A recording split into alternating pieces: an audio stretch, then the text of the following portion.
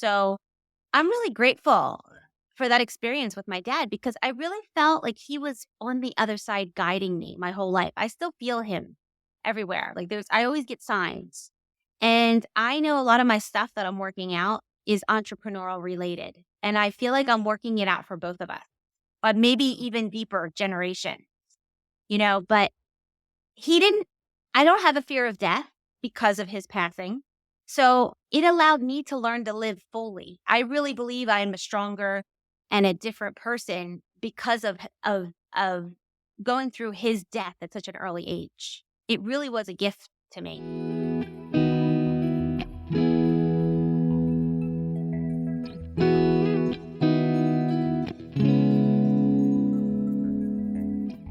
It is my absolute pleasure to welcome Dr. Lynn Carey to the beautiful side of grief today. Thank you for joining me, Lynn. Thank you so much for having me, Helen. This has been an honor to be here. Well, I'm excited to speak with you because I don't know if you realize or not that my own healing journey and the ability to heal myself from chronic conditions and the massive grief I had inside of me when Tal died all stemmed from the work of a chiropractor called Dr. Bradley Nelson. I went and met him in the States and ended up doing the emotion code and the body code.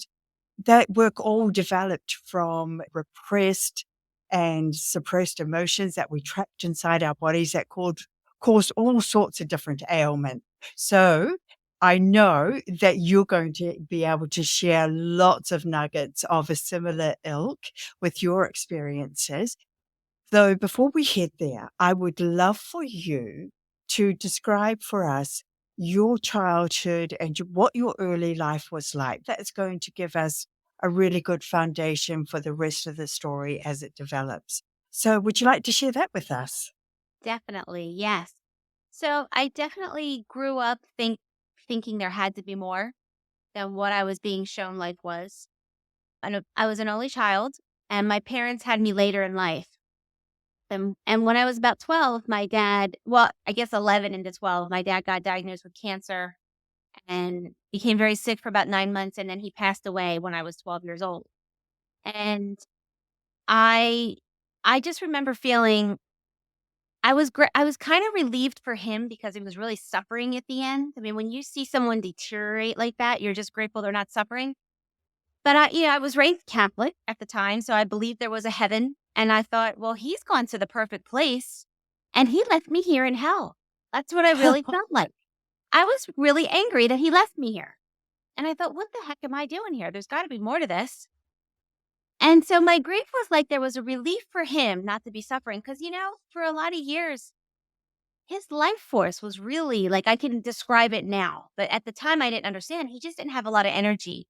He was an entrepreneur at heart.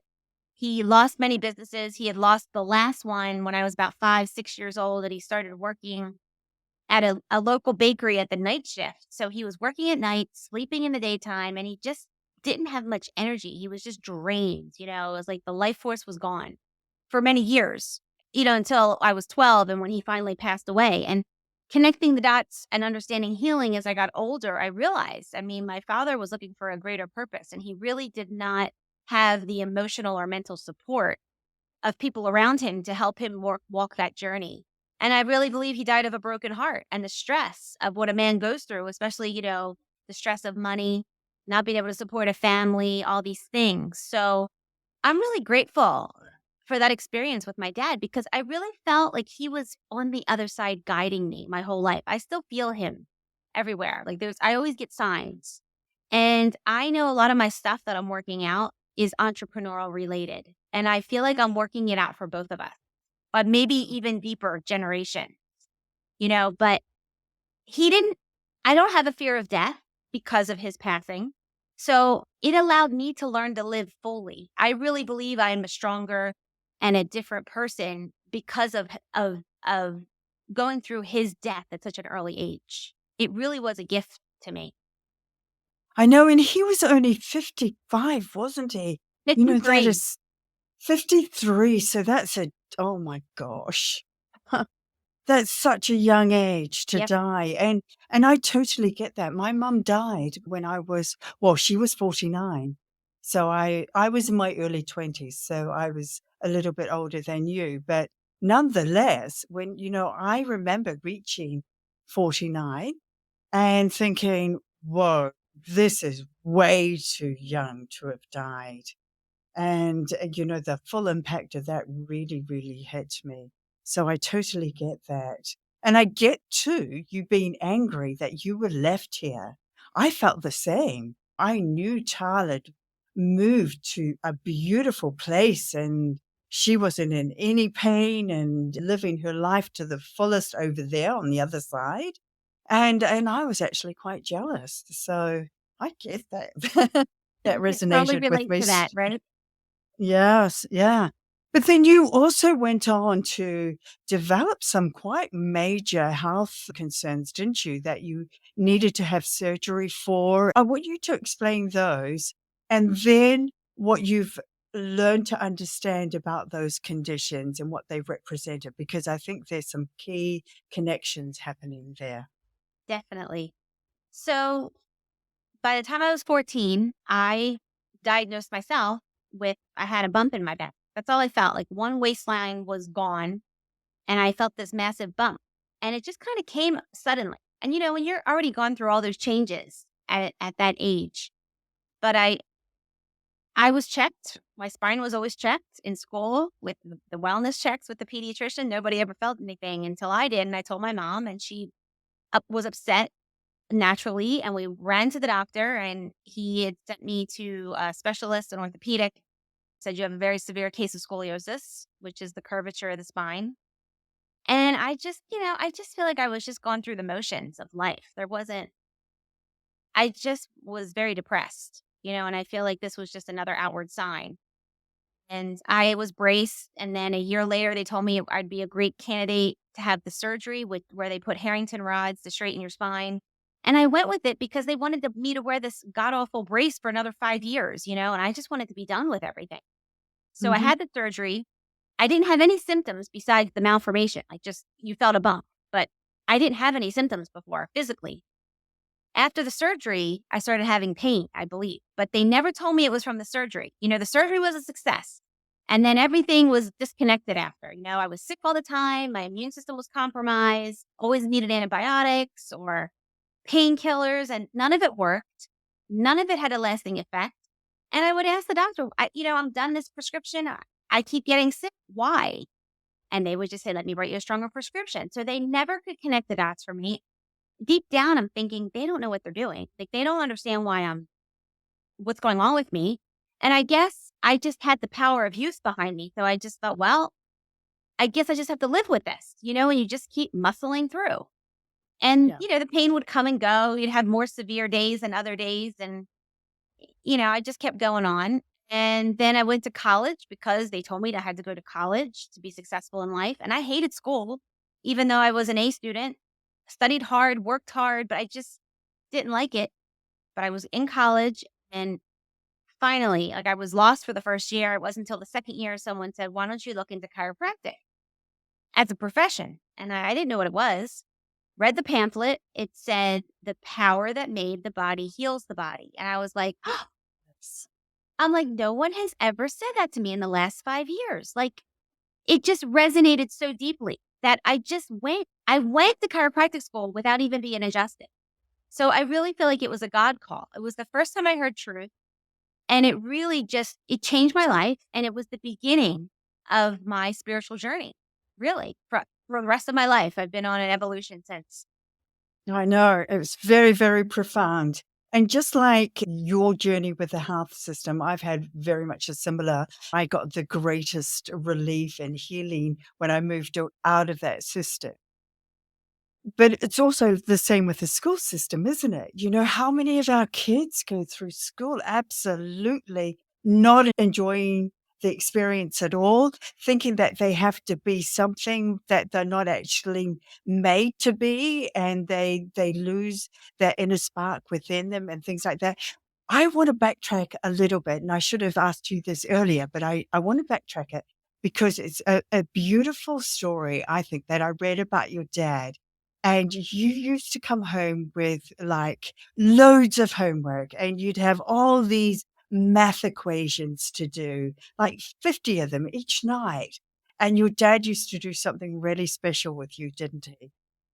He did. He goes, "Show me you can do the first 10, and then I'll do the rest." And he would see that I knew how to do it, and then he would stand over my shoulder and tell me the answers, and I would write them down. And He got it, didn't he? he was the one who always listened to me, and I didn't realize that. He always listened, and I think about that. If I had the power to have an adult conversation with him, I think him and I would have a lot in common Right. in things. Then he would even go to the teachers and say, "She's really getting you guys are giving a lot of homework." But it was like I was the only one who used to complain about it because I worried about everything. I was the one who brought all my books home, had to make sure I did everything. Maybe it was an only child, I don't know, like perfectionist thing. And he saw me worrying and struggling and killing myself over it. And he, always would try to comfort Oh, me with yeah, that. he sounds like a beautiful man, ahead of his time, really, in a lot of ways. If he had been born a little bit later, he would have thrived in the entrepreneurship and all the help that's out here, available now. But it's such a shame. But I'm glad that, I yeah, think so. Because I think about that. Like I was born in the 70s. I am 49 now. We're talking about 49. And I think about that. I'm like, he didn't have access to the information yeah, like we do now. And I know his side of the family, my mom's side of the family, like there wasn't anybody there who would have gave him you need emotional support it's really a spiritual journey being an entrepreneur. And when you go through those highs and lows, you need the right kind of people to guide you through. And I think so too. I think about that. I'm like, I really think he would have yes, thrived yes. now. But you also had something really special too. You've always had this deep knowing within you, haven't I have. I definitely have. And it's funny because yeah, now because I look now and I think, I knew then. And it's like I want to say beat it out of me. I wasn't physically hit, but it's like mom, my family, the teachers, they just suppress it out of you. And it's like I knew I had questioned everything we were doing. But later I found answers. And it's always like I knew it. I knew there had to be something else with health, with the money, with everything. And it's like I've been on this deep dive journey since I was 19 years old when that was the first truth, chiropractic. And it's just been going ever since. Yeah, and I believe that. I was just going to say that that is how you recognized when you heard that phrase. What was that beautiful phrase? Body. Power that made the body heals the body. Yes. So when you heard that, that was the knowing. That was the knowing that you were on the right track. So now, talk to us about your journey into the chiropractic world and also how not all chiropractors are equal, because I think that's important in this story. Yeah. So I got to chiropractic school and I was like the specimen because everybody couldn't believe I had that surgery. Oh my God. Like they Mm, would show that surgery in the beginning lessons, like, look what they do to people. And I was like, oh God, like I couldn't even watch it, and people would feel my spine like, oh my God, you had that. And it was like this big deal. But it was such a blessing in a way because I went from years of the medical world not knowing how to help me. And from what they did to me, I was sick to this cocoon of chiropractic, this like-minded people. And we were yes. all learning about this holistic way of how the body works. We honored the whole body. We recognized Mm, there was the inner wisdom that your innate intelligence or the life force inside of you is always working. So, that you're doing millions of functions every day, even as we're sitting here. So, how do we think we know better when your body's symptomatic? Why do you want to drug it or cut it out? That's what the medical world does. It was this outside in viewpoint. We had this inside out. They had an outside in, we had an inside out viewpoint where we wanted to listen to the body. What are the symptoms doing? Maybe they're rebalancing. Maybe they're chronic for a reason. Why is the body doing what it's doing? So it was a totally different perspective. And I got adjusted and it didn't help right away. It was a journey. So I realized it takes time to heal. And there's many factors, not just the adjustment. There's many factors in someone's emotional state, mental state, lifestyle, all these things play into the healing space. And I started to understand how emotions create symptoms in the body. I mean, the one thing that was so key with scoliosis was they say usually your parents, if you have an S shape, your spine is being pulled in two directions. It could Mm. be like your parents have two different viewpoints. That probably very well was the case, but I also had my parents in two different, different places, one on earth, one in Yes. heaven or in the spirit world. And also, or if you're pulled in two directions, I had that also because I felt like there had to be more to life. And then there was society and my family telling me it was this way. So I felt that it was definitely, I was pulled in two directions on so many levels. So the symptoms of scoliosis really matched the mental and Yeah. emotional state that I was going through. So that was just the beginning of it. Now let's talk fear, because you also talked towards the end of your training. I think you still had another year to go, but then somebody who had been helping you with realigning your spine, he left. And you then got yourself into, like, was it your lower back that seized up? And it was all based around fear, wasn't it? And that's the power of fear. Yeah. So I learned so much from him because he was a student. He was a senior student. We had clubs after school where we would just practice certain techniques. Like certain chiropractors formulated different techniques, like different art forms. And I was very into the Gonstead method. Dr. Gonstead, he was in Wisconsin. He formulated this method. He was an engineer. It was very specific to the spine, which is what I needed at the time because I couldn't just have people just practice on me. So I met him after school at one of these clubs. I was just checking it out to learn. He saw my spine. He's like, "We need to get you with somebody who's already Yeah. a doctor, already a chiropractor, because this is beyond my scope, and I'm not an official chiropractor yet." So I went to her. She was a professor at the school, and she would only adjust my hips, my SI joints. And we probably did that for like a few months, 6 months. And he was just like, "You're not getting anywhere." I'm like, "I'm not getting anywhere." And he goes, "Do you want me to work on you?" And I said, "Sure." I gained his trust. I was going to the club. I was learning. And I just remember him always going with his hands, and he Mhm. always went with his gut, his intuition, more so than what all the facts said. He always ran right into my spine, started adjusting me, and I started getting better. And it wasn't like I would still have up and down days. Like I would still have my spine seize up. I remember having to take my tests standing in front of the class. It wasn't like it was an overnight thing, Mhm. but a change was happening. It was definitely different with him. And then he was graduating. So I was with him for about a year. Mhm. And he was like my everything, like I trusted him and he was getting results with my spine. I thought, who's going to work on me? And I remember he adjusted me for the last time before he was leaving to move back to his hometown. And my back, he left and my back went out, my low back, and it seized up. And I thought, this is so bizarre. What? And now I realized I had the emotional attachment to him. I was scared that who is going to work on me now that he's gone. So that was my first really like vivid connection of how emotions affect the spine and affect your body and how it manifests. A painful lesson, but a lesson that would go on to help your own clients, because let's just explain the difference. Like, just like there are many differences between doctors that we see, there are also differences in the way chiropractors work as well.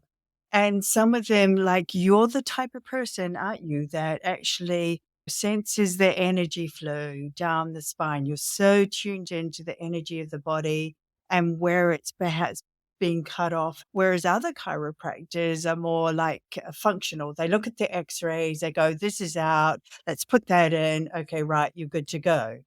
But you practice in a different I way. can explain that a little Mm, bit more too. I yes, forgot about that part of please. the question. I saw in chiropractic school, I went to a chiropractic school that was very philosophically sound. We Mhm, still had passionate leaders who were not giving up their principles just to become a doctor. mhm, They had to integrate us becoming basically get a medical license. I mean, to pass all these national boards and to become a doctor, we had to basically study what the medical people do. So that really reinforced that they don't know. That's why I like, don't take what the doctor says for word because they Mm, don't know. mm, Like, question everything and get multiple opinions. But the problem was is some of the chiropractic schools opened up and they became very medically oriented. They lost yeah. the philosophy of behind chiropractic of honoring how the body works and the innate intelligence of the body and how it heals itself. And the art form of adjusting that kind of got pushed to the wayside so they could take more medical class in it. It was just diagnosing and prognosing and names and things that really Mm. don't help people, but it's there. It's part of the red tape society that we live in. And so I think a lot of students and also you could go through school. I really did a lot after school studying with other chiropractors who were already a lot of people that you didn't have to do that to get your license. I did it because I was just passionate about it and my spine was so unique. I needed special answers. So all that kind of came together and I really so there's a lot that either went to a school where they didn't get the philosophy, Yeah. you know, or they didn't have their own personal experience. And the third, I think the key part is they get out and realize, oh, I got to make money now with this. Yeah. Sadly, I've seen colleagues of mine who are very principled in school. They got out, they had the school loans, they had the overhead of the practice. And I saw that they started doing things that I know was only about the money. And it broke my heart. But that's why it's really difficult. You really gotta weed out finding a chiropractor who really is philosophically aligned, doing the right things, and someone that you resonate with. And that's what I love about what you write about in your book, because you did it very, very differently. You didn't want to go the route of being entrenched in the whole system, filling out forms for insurance companies and, all of that. So what you did was that you actually made your services available to anybody and everybody. And you stayed true philosophy of what am I trying to say here? Help me out, Lynn. You stay true The to, philosophy, yeah, the the principles. philosophy, the principles. Yes. Well, I've always been a person of integrity. I've never been about the money. I'm not saying money's bad, but No. I've always been about the higher purpose. Mhm. I would be lying if I was saying, "Oh, come into my office so I can cure your pain." It doesn't work like that, or you have to be here this many times and so I can treat Oh, your sciatica yes. or it's just I didn't get into it for that. Like I was just ignorance on fire. I just wanted to change the world and tell people give them their power back that the power that heals is within you. Chiropractic is just one art form to release stress. It's for wellness. You should get adjusted the day you're born to the day you die. It's just a wellness thing.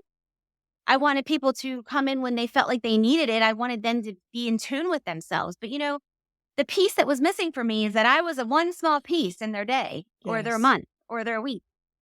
I had this world open up for me and then I kept going. Yes. It kept working on myself, my mindset, my every part of my life. I guess I'm just I'm wired for wanting to know why. I want to find truth. Not everybody was like that. And a lot of people just wanted me to fix them. And that was a hard, and opening a practice became very like mainstream. The more I was in it, I'm like, this is so mainstream for me. Like this title, this office, it's bigger than this. And I felt like I couldn't get the message out. And I just evolved out of it and I was stuck there for a long time. So evolved out of it though, what you had some really pivotal visits to Brazil and India, and that really connected you to oneness and that whole philosophy of oneness, which you'd already been tapped into anyway. So explain to us the impact of those two countries on your Yeah. journey. So the first few years in practice, I was blessed to have the privilege to Brazil and India on chiropractic mission trips. I had a friend who was a chiropractor in Tennessee, actually, and he was adjusting someone there who was from Brazil. She wanted to take chiropractic to her hometown in Fortaleza, Brazil, that they didn't have it. So the first year was only 12 of us chiropractors. We went and we just went. We didn't even know the language Mm. because they spoke Portuguese. We had translators for big things, but really we just lined up. People came and we adjusted all day long. And the energy, I never felt energy like that. I was already understanding energy deeper than when I was in school in practice, because the more you work on people, you realize, oh, we're all energy and there's something bigger than me going on here. I felt that. Even for my own adjustments, I was getting lighter touch done. I was more sensitive than I was in school. So there was an evolution with my own body. But having the experience in Brazil, and then I went 3 years in a row. The first year, the energy was so high that I didn't rationally understand it. We came back home and I crashed. It was like we went from this high vibration and then back into normal life. And it was just so hard to readjust. It was like I went back into depression. I'm like, I tapped into something there. Wow. Second year, it was a little bit of that, not as drastic. The third year, I actually got very sick. I had bug bites all over my face. Barely made it home on the 13-hour flight. I was throwing up, fever. I let all the body symptoms pass, do their thing. I don't go run into the doctor to get diagnosed, or I don't want them drugging me up. I just let my body do what it had to do. But this time, the symptoms cleared. I just felt darkness on me, and I didn't know how to describe it. It Mm. was just like there was this darkness on me, and I was in my practice adjusting, and a woman that I adjusted came in and said, "You're carrying a lot of darkness on you." I didn't know she was an energy. She was a shamanic Yes. energy healer. This was all new to me. Kind of fine. I was dealing with energy, but I didn't have the verbiage for it. Wasn't understanding exactly what was going on. I just knew she read my mind because I wasn't telling her. I thought, "Yeah, I'm feeling this way, and I don't know what to do with it." And she said, "Take an Epsom salt bath for a week each night. Take one each night. Tell the darkness to go to the light. Light a white candle." I thought, well, that's easy enough. I'm going to do it. And it cleared. And I get chills talking about it. Wow. And I went to this high vibrational state and I stayed there for 18 months. Like, it was like every few months it got deeper and nothing changed in my outer life. And that's why I labeled my book, My Journey to Grace, because I knew at that point, this is what we're all looking for. Yes. This is the God source. This is the life force. We are the source. And we're here in this human body to remember who we are.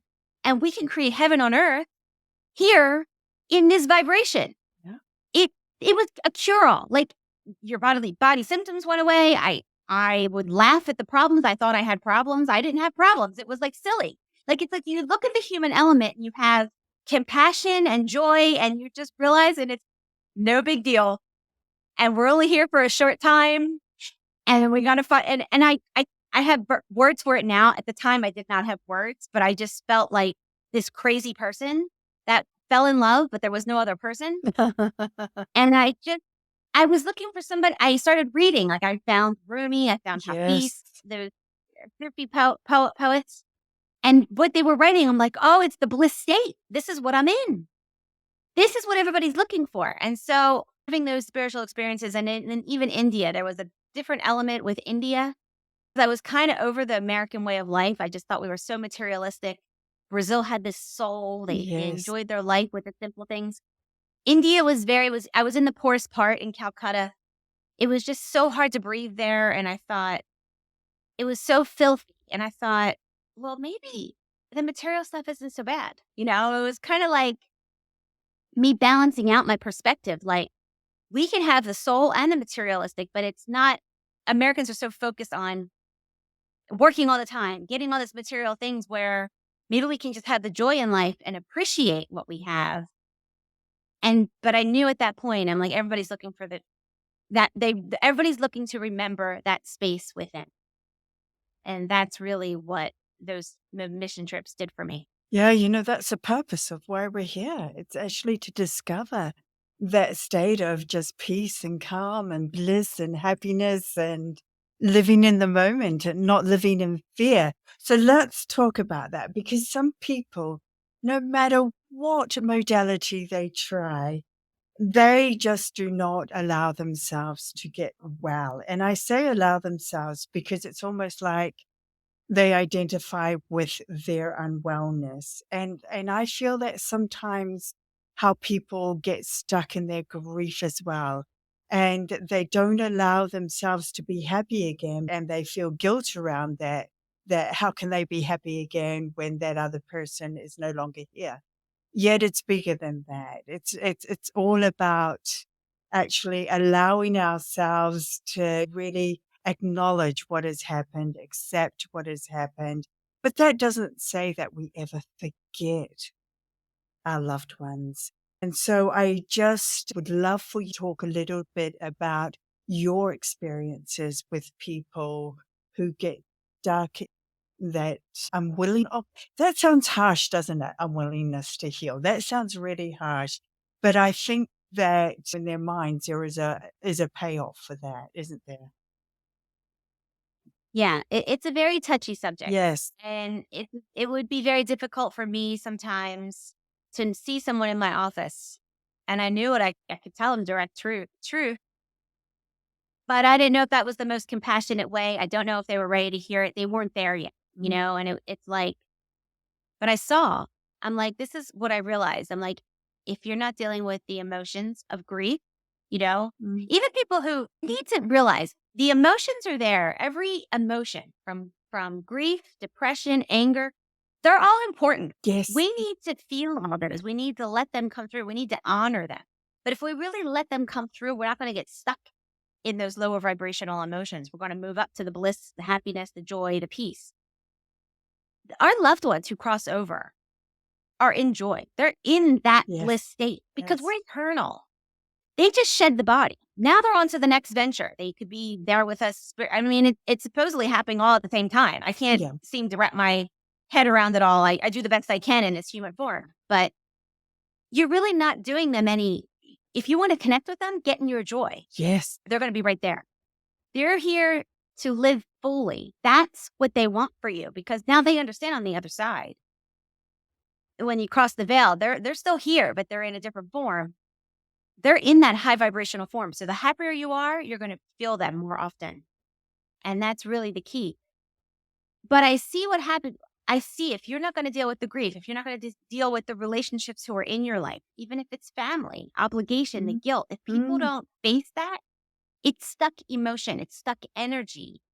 So what happens is it comes out physically. Because if you're not ready to deal with it, because I can't face dealing with my mother, I can't face dealing with my siblings or whatever it is, or your spouse. I'm going to manifest as something because sadly, disease is still the most socially acceptable way for you to finally get a break from your life, to get compassion from other people, to get somebody else's attention. Ah, So many people, and that's a harsh thing to say, right? That we create disease but here's the thing. We create it as an opportunity to empower ourselves, yes. to have the breakthrough. So if you were diagnosed with something, don't let it be scary. Feel the fear, but there's an answer. Everything can heal. I don't care what label they give you. Everything can heal. And if you don't heal, it's just time. It's your time. You weren't meant to be here that long. There's nothing wrong with that either. We have to be okay with that. Because I see the people who are afraid to die, they're also afraid to live. You're not living fully. You got to play it out. We're here to play it out big. And so even if people aren't dealing with their job or money or all these issues, it manifests as disease. It's just dis-ease in the body. But we get these scary diagnoses and that hunkers you down even more to be stuck in the disease. It starts to perpetuate because people have such a fear of it. So there's just so much opportunity in the diagnosis. And I mean, would I choose to have my spinal surgery today if I knew what I knew now? No. But I wouldn't want to change it either because it freed me. Yeah. It set me free. I don't live in fear of disease anymore. And it set me free in so many other ways. I feel like my dad's death did too. People could look at that as a horrible thing, but I see it as a gift because he set me free. I don't have the fear of death. So I am able to play out fully in my life and live fully. And that's my tribute to him. Oh, you're a woman after my own heart because I believe 100% exactly what you have said there. Because I know I was a victim of living with a chronic illness. And honestly, it gave me attention, it gave me compassion. And I, feel a little bit embarrassed afterwards when I look back and I go, oh my gosh. But do you know what? I had Crohn's back then and it was quite serious.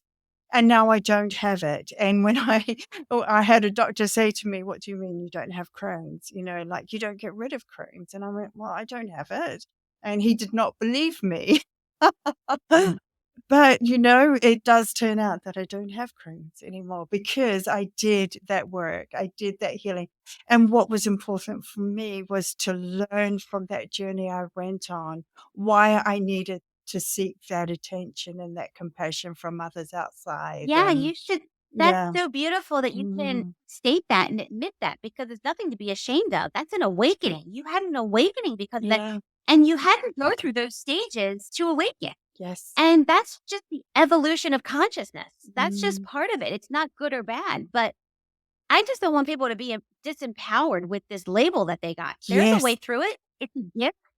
If you choose to take it, it can lead you on the most magnificent journey to find yourself. But the medical world, that if somebody who's not evolved or on a spiritual journey, especially in the medical field, they just don't view it like that. They have a totally different viewpoint. Yes. And that's why I moved away from the medical world 25 years ago. I just don't know what they have to offer. If you're at that stage, I'm not saying that's for everybody because you have to Yep. go through the stages to become empowered to understand what's going on with your body. But I just want to say that to give people hope. Yes. You That can empower yourself from that. You don't have to be stuck with that label. So it's not about offending anybody. It's not because I believe everybody is where they are, where they need to be until they have that awareness that they are ready to move to the next level or the next step or whatever it is. And, even recently, I had this dreadful thing happening, and I still got it happening in my head and on the right side of my head. And it got quite scary until I started meditating and really looking into it. And the epiphany has come to me is that I was moving away from my passions. My passion is exactly what I'm doing now, speaking to people like you, sharing your stories, doing energy healing. I just love those modalities. It empowers me. I feel so energized after each and every session I have, whether it's my podcast or healing or whatever. And I'd moved back into mainstream working and I'd got myself back into the situation that I moved out of after Tal died. And I do it because I'm a people pleaser. I like to do the best I can and I just don't settle for just this bit. I go the whole hog. And I realized then that I'd sort of actually triggered some PTSD that I had after Tal had died. I went back into work training too soon and it was like my body wasn't ready for it. And I started feeling those same feelings again when I went back into training with my current job. And I thought, oh, Helen, I thought it was my head. Well, it was my head, but what it took was a great big wake up call that I couldn't ignore because I am such a people pleaser. I'm getting better. I do say no to people and I do that. But I needed to have this lesson to step back and say, oh, you're not living your passion.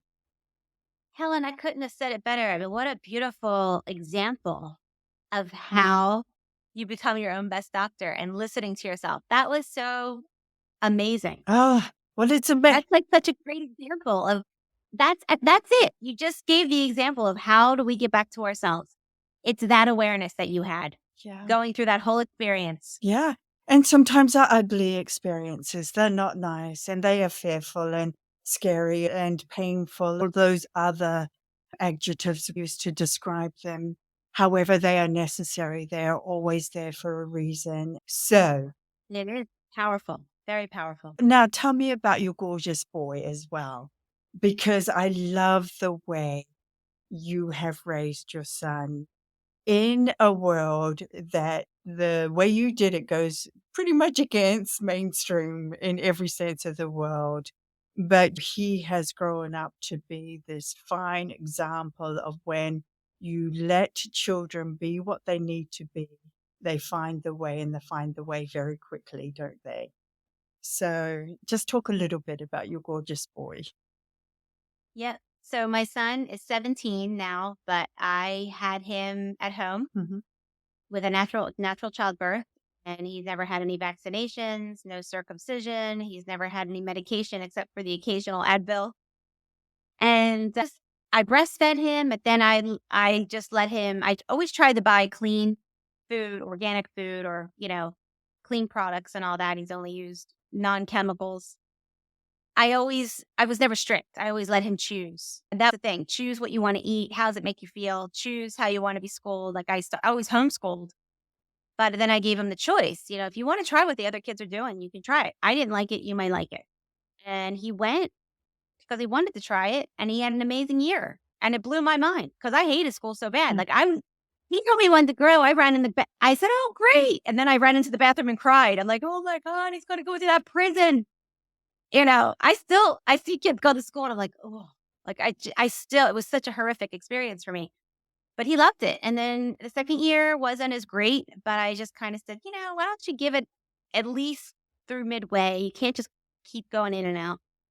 And he just made his decision. He's like, "Yeah, I'm gonna go through December and then I'm gonna go back to homeschool." And he never looked back. And it's interesting. We're going through such a weird time right now Mhm. with this. I think there's an awakening happening. Lockdowns really derailed our life and what we were doing. And we lost a lot of people. I was surrounded by a lot of people who were okay with being locked up and our privileges taken away health wise. And that's a whole other story. But my son before would say, "I'm kind of weird that I'm not vaccinated." He would see things, I guess, on the internet. Now it's become like everybody's questioning it, right?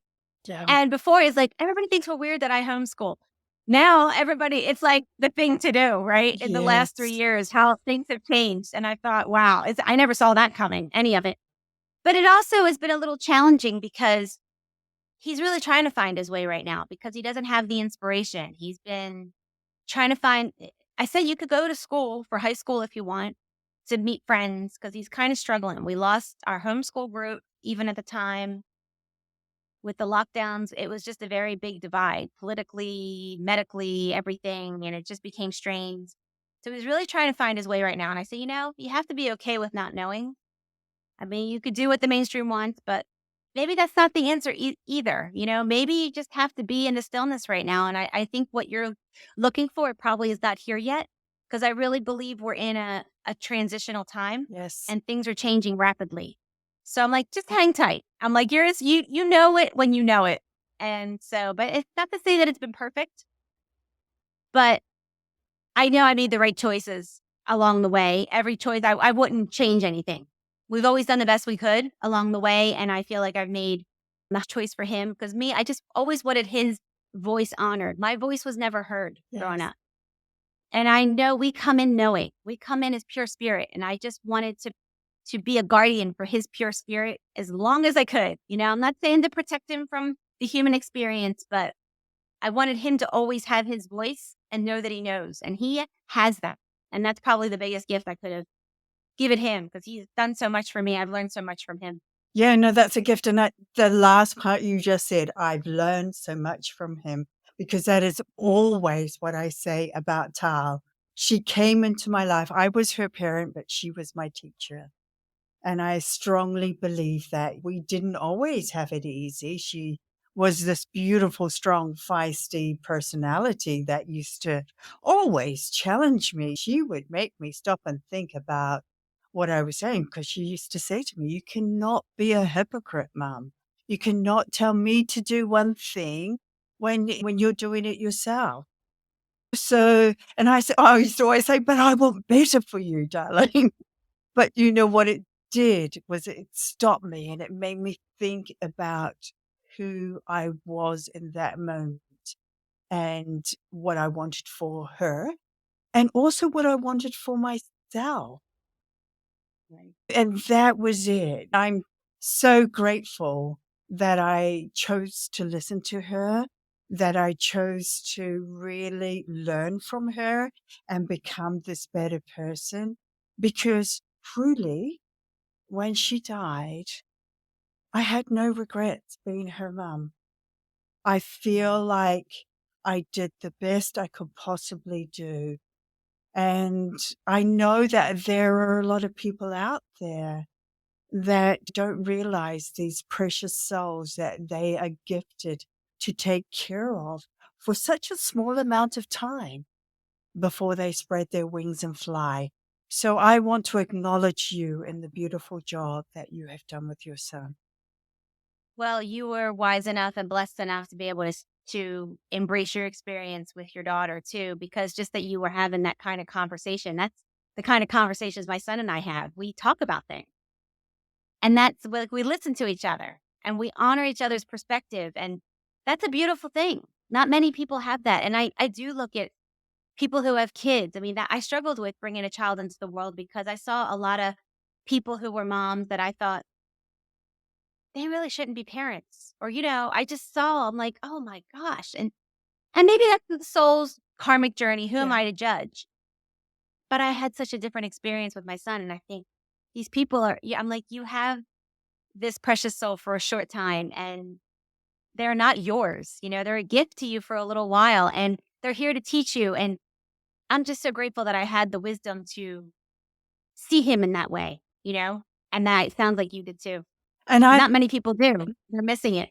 these young people are going to be our future. I think there is going to be a dismantling of the systems that we know, the health system, the education system, the financial system. And we need these strong young voices to advocate for what we need going forward. And I think it is stepping back and living in the here and now the best way you possibly can, and to have love in your life, to value others at whichever stage they happen to be. So, yeah, I know we're kindred spirit in respect. I Absolutely. know, We like, totally are, Helen. Wow. yeah. This is why I'm doing this podcast. I would not say that speaking to people would have been my first choice in this way. I was quite shy. I'm quite an introvert. I like my alone time. So I've really put myself out, but I felt I needed to do this. And I truly wanted to show people that out of the worst experiences can come the best. And I think that's what you show, what you've explained today. So tell us a little more about this beautiful book that you've written and where you are at today in your life. So I wrote the book. I wasn't planning on writing a book this soon. I thought I was still figuring out my business and the financial freedom part and building my life Mhm. of my dreams. All those pieces were coming together and it was derailed when we got locked down in 2020. And I just thought, well, I'm locked up. I'm going to share my story. Like I just started typing because I'm like, I want more empowering stories of how we heal ourselves. Yes. That's what people needed to hear, not all this fear this fear mongering. For me, it reached a whole nother level. I already saw that. It was already hard for me to just let people have their own journey. But this time it was wrong and we were losing our freedom. And so many people were okay with it. I just thought, I'm going to share my story to empower others. That's my pure intention. And one thing led to another. I just kind of self published the book. I just kind of blindly follow along, teaching myself as I go. And so I have that. I put a master class together. I kind of had to learn to shift myself online a little bit because I was doing a lot of networking and in-person events, and they really were lost for 2 years, Hmm. and the whole network I built, they just were not on board with my message. I always think maybe God puts you in the darkest room sometimes to be a light. I don't know what that lesson was, but it's okay. It makes me who I am. I always take the best of every situation because I know it's all divine. So I made a master class, videos that people can watch. It's kind of like if you were to have come in my office and I could give you everything from a pure perspective, not being limited from this short office visit. I put that together. And then I have habits coaching that I do just to help people get mindful about what they put in and on their body. And I also have a business mentorship program if they want to create another stream of income. I feel like it's a very huge way to personal development journey. For me, it's a spiritual journey. So it's another avenue to create your desired life. That's my whole thing. I'm like, I think people need to create their desired life in all areas: mindset, relationships, healthy habits, and finances. Oh, that sounds really wonderful. And the title again and how people can get hold of that? Yep. So my book is called My Journey to Grace, and it is on Amazon and Barnes and Noble, but it's also on my website, creatingmydesiredlife.com. And you can get the book there. You can also email me a question. I do free 15-minute Zoom sessions if you want to just learn more and see if I'm a fit for you. So I've spoken to you, that I've read your book, and it's such an easy read. That's what I love about it. It's some books you pick up and there's a lot you have to get your head around if you don't have that awareness and that. But I found your book, you spoke from the heart. You spoke about your journey right from a little knowing that there was something more, not really fitting into the environment that you were being raised in, then all the medical issues that you had, and then your journey into chiropractic, and then your journey out of that into really creating this life that you desired for yourself. So I want to congratulate you on that. Before we finish this off, I'd love to ask you, what is the best thing that has happened to you today? today, the best thing that's happened to me today that is I was very present in the moment today. I was in my flow. Like I never have a bad day anymore. I may have a bad moment, but I was really in my zone today. I didn't let anything get to me. I was just bumping along in my little bliss state. And I've been having some challenges recently but I'm getting very fine tuned at how I'm feeling in the moment, bringing awareness to it. Do I want to keep feeling this way? I can appreciate, oh, this is really awesome. I'm happy.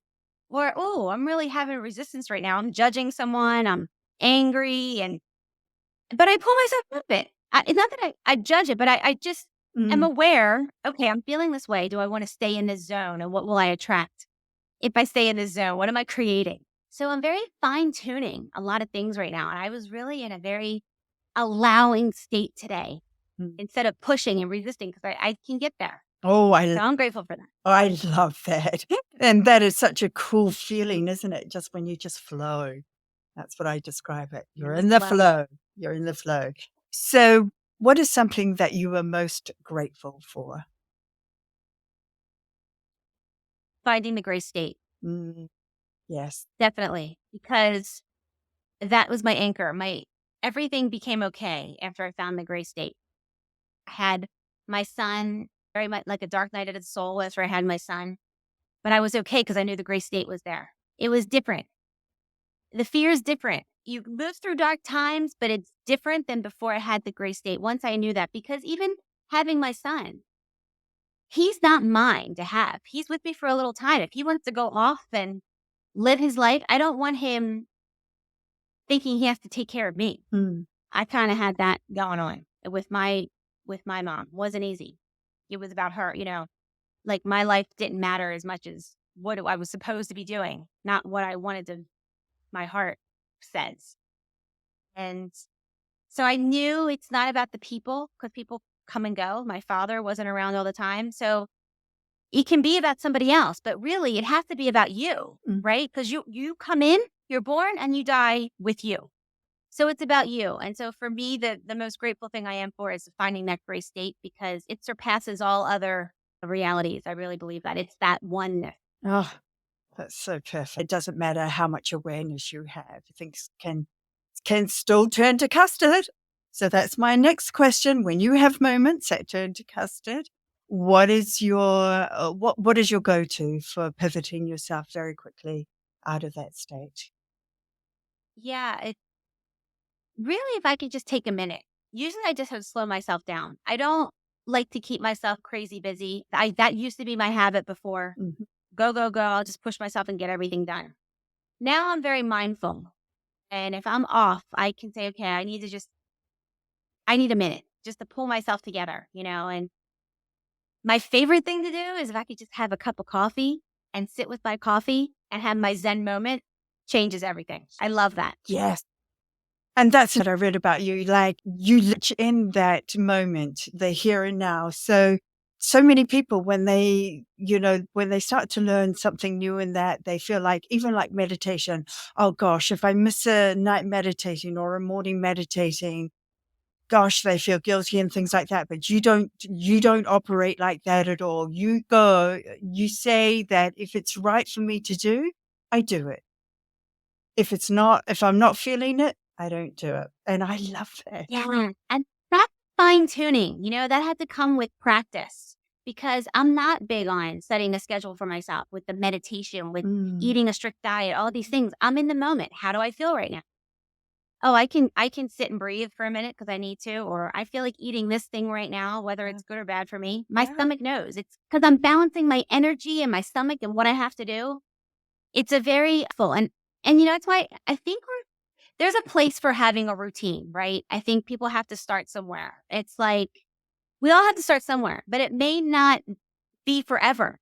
That's my thing. And be flexible with yourself as you evolve, that you can actually just be. I think most of the time I allow myself to just be. And I'm not strict with the routines because when I'm such an orderly person that when I put more routines on myself, I think I actually am creating more resistance in my life. So for me, I had to allow myself to flow, to have fun, to just be. It was harder for me to learn that than a routine. I'm great at routines. Mm. I'm a little OCD. Like I can get everything done. I have lists, you know. But now I learned if I can write down my list and I can tackle what I need to in today and I can let the rest go. And then if I had it written down, I can let it go. Yes. So I find ways to balance that. But really it's about just being. Ah, All those routines start to cumbersome at this point in my life. yes, and that's what I'm learning. This past year, I've spent a lot of time just trusting and surrendering. And it's not always easy to surrender, let me No, tell you, it's not. or to trust, or to It's trust. not. But And you know what I feel? I call it the monkey mind. You mm, know when the monkey mind yes, starts and you can't get something off your mind? I'm like, you know what? Now I'm good at I can put on a podcast that inspires me. I can put on a Hallmark movie that inspires me. I can sit and have a cup of coffee. I could take a walk in nature. So I know how to re myself a new perspective on the thing that's causing my mind to go crazy. But that's a practice too. You have to learn where you find your relief, yes, what makes you more at ease with yourself. That's all part of the practice. yeah. Lynn, I can't tell you how grateful I am that I got to spend this hour with you, just hearing your story, hearing your journey, hearing how you've evolved right the way through it to this wonderful example you are today. I mean, I aspire to get to the point you are. I think I'm moving in the right direction for sure. But, you truly have inspired me. And equally so, I hope you're inspiring our listeners. And just to know that they are in control of the choices that they make about their bodies, about their emotions, about the care they choose to receive for themselves. You can actually say no to a lot of things. And I think it's just giving people permission to do that and to say that. And so I'm very, very grateful to you. Thank you. Well, I'm grateful to you, Helen. Thank you for this because you know what? It takes one to know one. This conversation was so beautiful because it was like minds, Yeah. like kindred spirits sharing. And I think you are right there where I am. I think we're vibrating at a very high level together. So thank you. Thanks for listening. I hope you got some real value from this episode. If there's a topic you'd like covered, click on the Beautiful Side of Grief at gmail.com link or go into the beautifulsideofgrief.com website where you can also leave a review. To get notified of new episodes, hit the subscribe button. And if you know of somebody who could benefit from this episode, please share. And until next time, please be kind to you and take good care.